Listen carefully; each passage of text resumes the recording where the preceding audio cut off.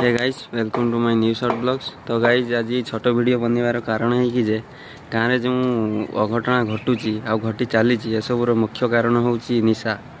निशा हूँ आम परिवेश को बहुत खराब करुच्ची दूषित करुच्ची।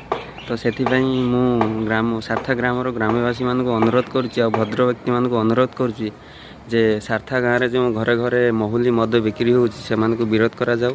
आम सारथा ग्रामर सब ग्रामवासी मान अनुरोध करुच्ची जे समस्ते मिसी एकजुट हो कि गोटे निष्पत्ति नियंतु आ से सब को बारण करंतु विरोध करंतु कहीं से सब ही आज ये घटना सब घटुची। गाँव में कौन हो कौन नहीं से गुड़ा सब मुझे एत विशेष जानी जहाँ फोन फान माध्यम जहाँ मुझे शुणी से मुझे भिडटा बनाऊँगी।